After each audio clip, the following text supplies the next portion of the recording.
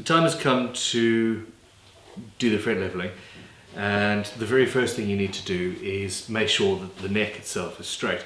Now what I used to do is use a standard straight edge, put it on the frets, and immediately I can feel it, it's not touching at the edges, and have a look.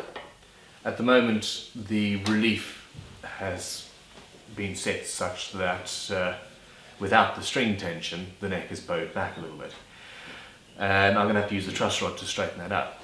The problem with using this method is it's using the already unlevel, if that's even a word, frets as a diagnosis tool. What we really want is to use a notched straight edge, which we just happen to make here at Crimson Guitars, to sit over the frets, and that straight edge is precision made and will tell you exactly what's happening with the neck itself rather than the frets. And we have the same thing. The neck is a little bit bowed back, but a lot less bowed than I thought it was using the standard straight edge.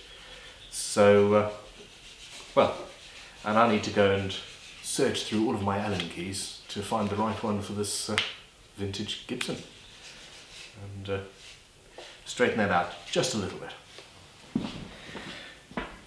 Masking off the fretboard is a personal, well, the technique is a personal one. Somebody's dipped this masking tape in glue. My goodness. Anyway, thin masking tape down the sides first. And I'm lining it up just with the bottom of the frets. Now the reason to do this is that it gives us something to pull in order to lift up the stuff that's going across the frets. And if you actually do 2 layers, it makes it stronger, and hopefully when you do pull it up, it won't, this thin stuff won't rip like it just did. As I said, the word rip, can you believe it? On that glue line.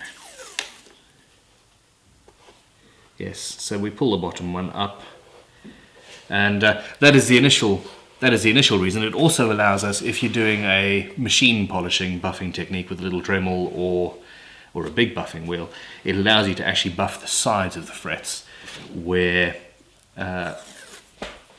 if you don't have some sort of protection, you would just end up, well, eating through the lacquer on the side of the neck if you tried that.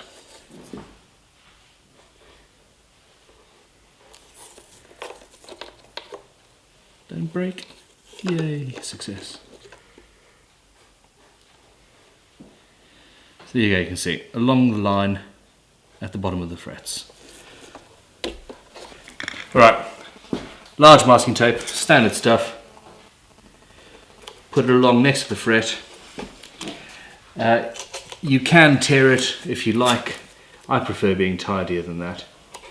And I always put 2 layers of it next to each fret. So effectively in between each fret it will be 4. So 1 along that side,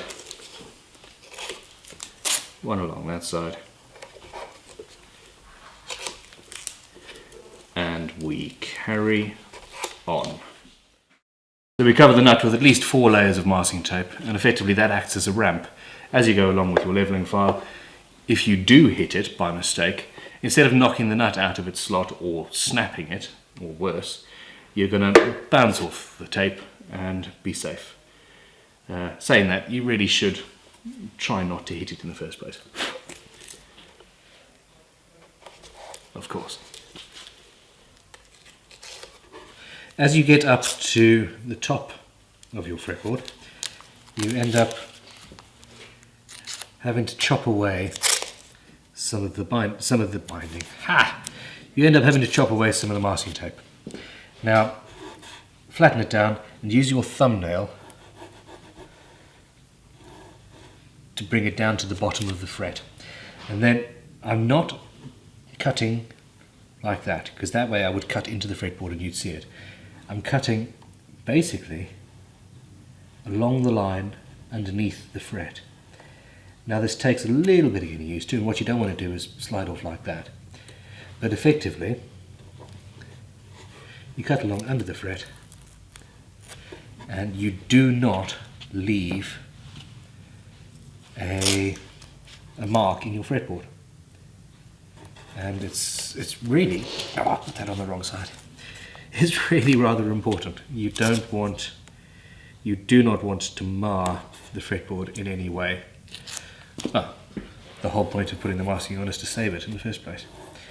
So fingernail, cut at 45 degrees down, and then you can either, well, you can open either end like that, and then the other end just pulls away. And also, as you get bigger, you can start using the offcuts on other frets, making sure to use the straightest side. So that's that. Something else I'm also going to do, just while we're here and while I'm looking at it, is tape up the pickups. This is something I haven't done in the past in other videos, because I really didn't think it was worth it. I'd run a few limited tests with fret shavings, and the ones that I tested, and there were, you know, it was 3 or 4 different types of fret wire. They were not magnetic, and I didn't have any trouble. And I didn't use wire wool, and I mean, wire wool gets into pickup pole pieces and makes things nasty. So avoid that if you possibly can. But anyway, other people have since told me that I'm an idiot and I need to mask up my pickups just to be safe, especially since I'm teaching other people what I do.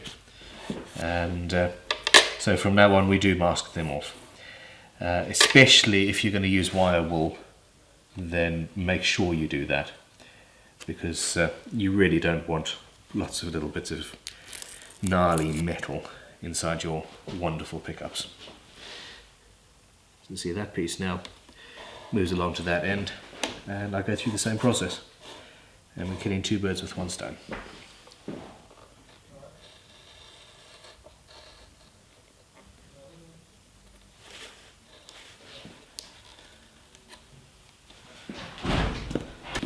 The next thing to do is use a permanent marker of some sort to make your frets black. And as you go along with your Crimson Guitars fret leveling file, you will remove the ink, and if you've got a fret that still has black on it, that will show you that that fret was lower than its brothers. And well, when they're all flat, there will be no more ink on the tops of the frets.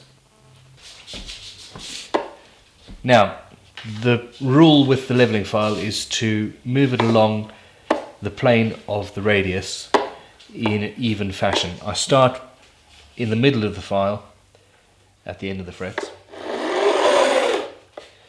and it goes along and immediately shows me where there's no, where the low frets are.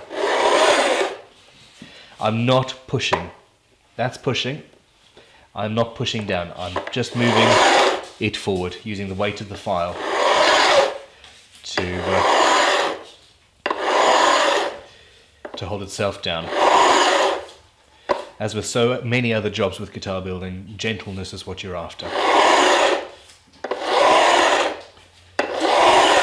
If we push down too much, what we end up with is a bent neck, which then straightens when you release the pressure, and you will end up with something that is not flat at all.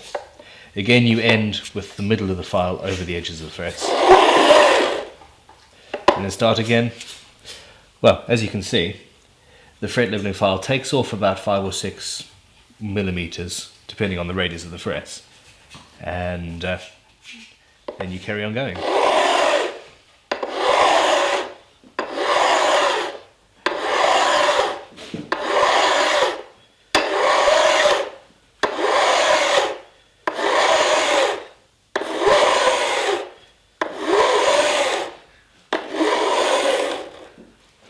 and follow the plane of the strings as you go. So it's a conical sort of action. I'm going to give you a close-up to show you where we're at now. So that end fret hasn't been touched, and you can see where some of the others in part are lower than their neighbours. As we go along, trying to keep this camera steady, you can see the reason why we did this, and those notches are still quite evident.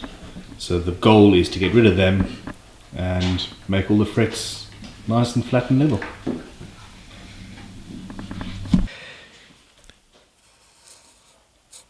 Put some more pen on, just so that we can see clearly exactly what's happening.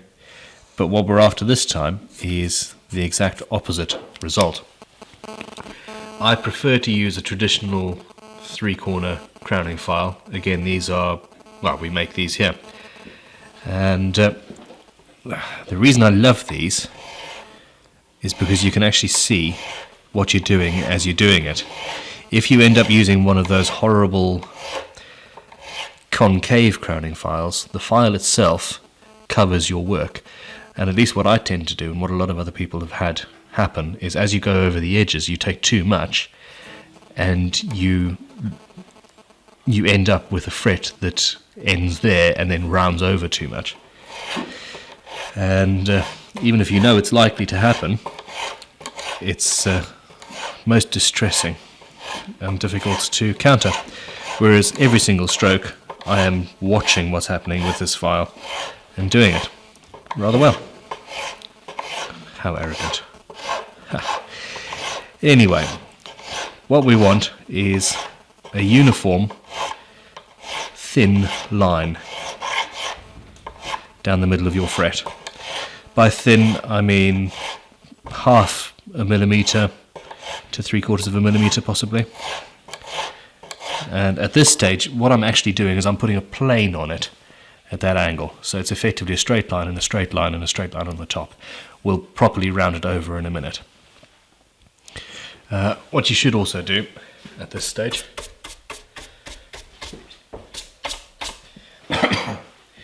is brush off all of the detritus left from the fret leveling itself.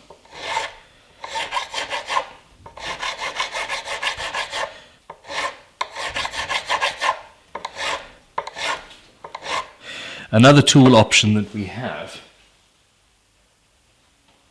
while I'm thinking about it, is we make a fret end dressing file.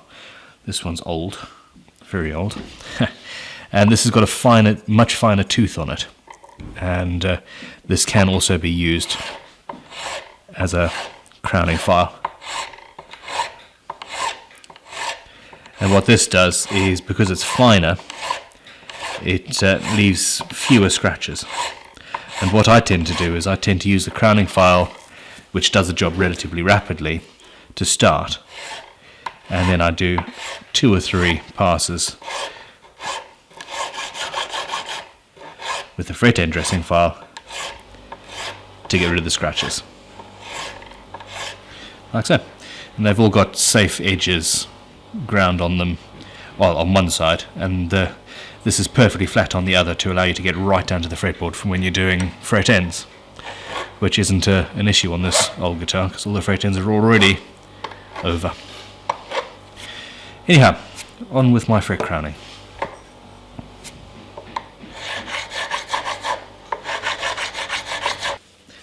Now that the frets have got the sort of triangular-ish, I suppose it would be a 6-sided shape if it was all the way around. Anyway, it's got 3 planes and we need to round those over. And how I do it is wrap a piece of sandpaper, 240 grit, around a finger, option number 1. And as you do it like that, it takes off an even amount of all the frets and it softens all of the curves.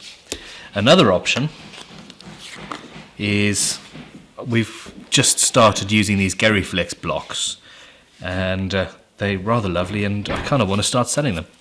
Wrap your sandpaper around that, or a similarly soft, slightly rounded something. And this is understandably easier on the fingers. And because I'm doing the video, I'm concentrating on that part. But what I should be doing is going all the way along, like so. And then I'm going to get 320 grit. And using my finger this time, I'm going to go along the fret.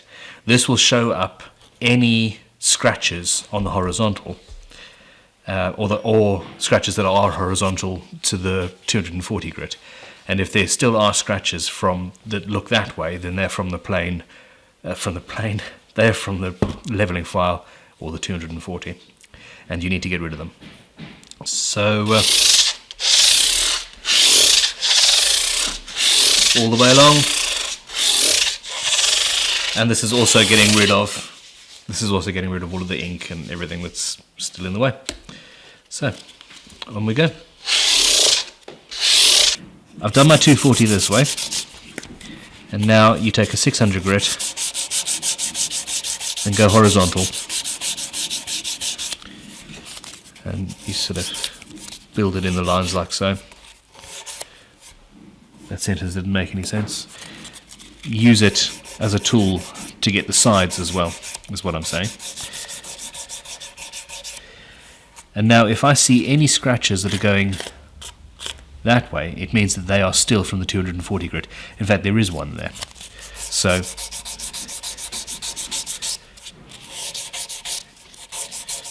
you get rid of them.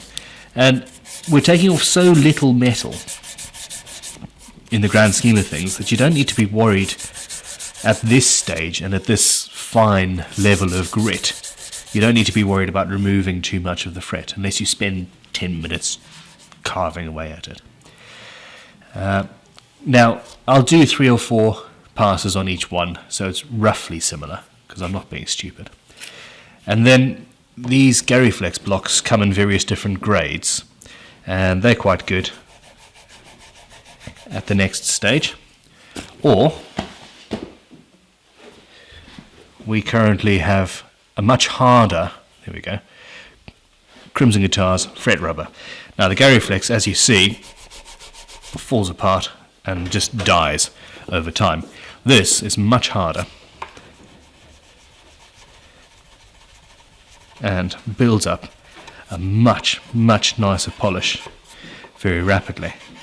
Now the thing is, because it's harder, it will also wear away the masking tape. So what I tend to do is, once I've gone that way with the 600,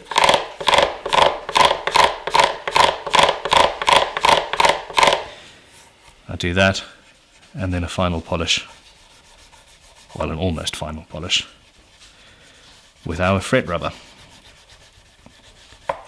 You can use the medium grade fret rubber instead of the 600 grit, but I don't know, I personally prefer using paper.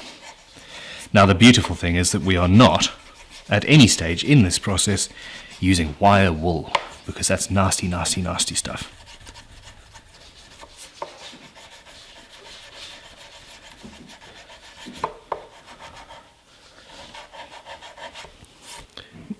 These, after the fret polishing rubber, are about as polished as you can expect it to come out of a standard factory. We're custom guitar builders, or guitar nuts in your case, I assume, and get yourself some Autosol chrome polish. And this stuff is just fantastic. As well as doubling up as a sharpening compound for when you're sharpening gouges, check our video on that subject. You can use it to get the final polish on your frets. Now the thing is, the shinier your fret is, the smoother it becomes, and the smoother it works under your strings. In other words, it actually will virtually disappear. And as a result of that, you get a much more comfortable playing experience. And there you can see what I'm talking about.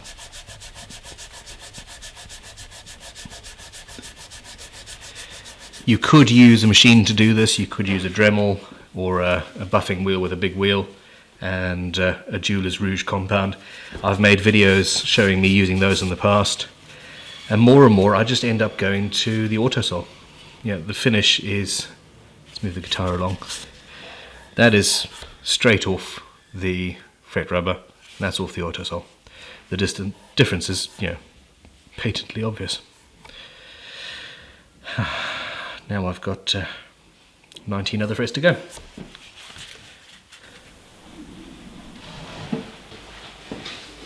Now we remove all of the tape and rubbish and nastiness.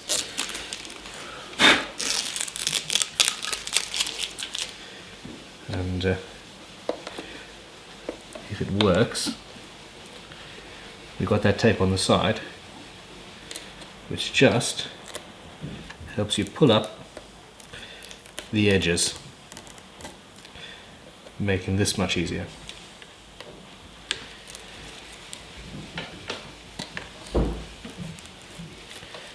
There we go, it's worked.